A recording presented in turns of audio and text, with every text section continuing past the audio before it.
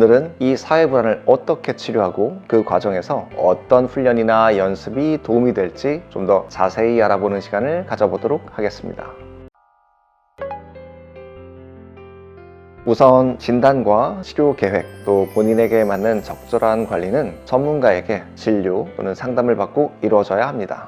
보통 환자분들께 권하는 몇 가지 훈련 요법을 소개해드리자면, 첫째로는 이완호흡법을 환자분들께 저는 많이 권하는데요. 불안해지면 보통 두근거리면서 호흡이 잘 안 되는 느낌이 들고 빨라집니다.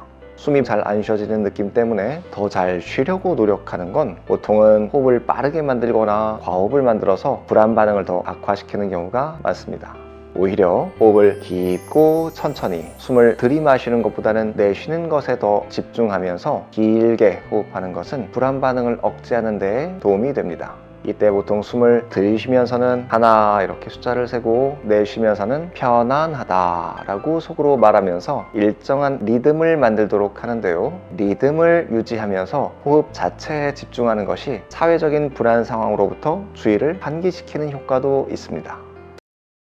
둘째로는 노출요법인데요. 불안 반응을 유발하는 사회적인 상황을 모두 떠올리게 하고, 그것들을 무난한 것부터 어려운 것까지 순서를 배열한 이후에 쉬운 것부터 하나씩 단계를 올리면서 사회적인 불안 상황에 노출시켜보는 훈련입니다. 예를 들어 여러 사람이 모인 자리에서는 한 사람을 정해서 사람의 얼굴 중에서 인중이라든지 턱이라든지 부담스럽지 않은 곳을 쳐다보게 하는 것을 무난한 것으로 설정하고, 이후에 점차 여러 명과 눈을 마주치거나 이렇게 먼저 대화하거나 대화를 주도해보는 등 점차 난이도를 높여서 시도를 해볼 수 있습니다. 노출요법은 한 번에 성공하는 경우도 있지만 몇 번씩 실패 후에 더 낮은 단계에서 재시도하는 경우도 있을 수 있기 때문에, 확실하게 한 번에 성공하지 못한다고 해서 결코 좌절하거나 포기하지 않는 것이 중요합니다.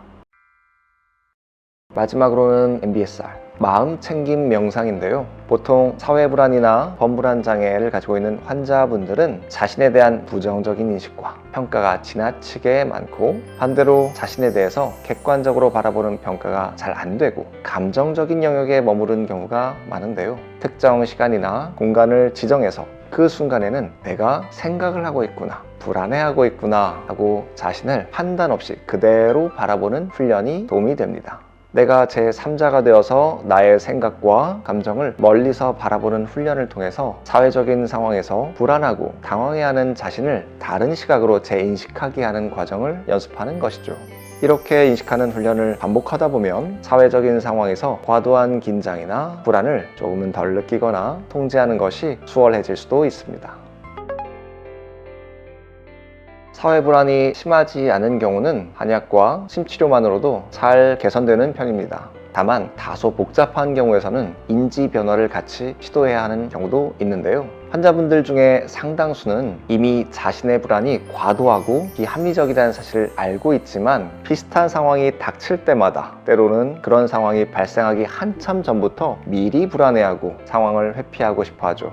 이분들은 인지 오류를 가지는 경우가 많은데요. 첫째, 모든 사람들로부터 인정받아야 한다. 둘째, 내가 실수할 경우에 타인이 나를 무시할 것이다. 셋째, 나는 다른 사람보다 열등하고 부족하다. 보통은 이런 세 가지 형태로 인지 왜곡이 일어나기 때문에 이 부정적인 인지 도식을 바꾸는 훈련이나 치료, 상담이 필요하기도 합니다. 사회불안은 공황이나 범불안 장애에 비해서 심리적인 맥락이 많은 영향을 미치기 때문에 한약으로도 잘 치료가 되지만, 동시에 심리적인 접근도 함께 시행되는 경우가 많은데요. 첫째로, 유년기의 무의식적인 경험 혹은 컴플렉스와 관련이 있는 경우는 아닌지, 과거에 혹시 수치심이나 당황했던 기억이 다른 사람들 앞에서 작동하는 것이 아닌지 살펴볼 수 있겠습니다. 이런 무의식이 특정 사회적인 상황에서 발현되는 경우가 종종 있습니다. 둘째로는 과거에 느꼈던 비슷한 사회적 상황에서의 강력한 실패 경험이 특정 상황에서 반복해서 조건화된 것은 아닌지 살펴봐야 하는 경우도 있습니다. 이런 경우는 약물 치료와 함께 점진 근육 이완법, 호흡 훈련 등으로 실패 경험과 반대로 작지만 반복되는 이완과 성공 경험을 만들어줄 필요도 있는 것이죠. 오늘은 사회 불안에 대해서 알아봤는데요. 사회적 상황에서 불안을 느끼는 분들에게 마지막으로 한 말씀을 드리고 싶은데, 다른 사람들 앞에서 과도하게 당신이 불안을 느끼는 것은 더 나은 사람이 되고 싶은 열망 때문이라고 너무 자신을 자책하거나 힘들어하지 마시고 전문가의 도움을 받아서 더 자신감 있고 행복한 삶을 영위하시기를 바란다고 말씀드리고 싶네요. 자, 오늘 영상은 여기까지고요. 도움이 되셨기를 바라겠습니다. 감사합니다.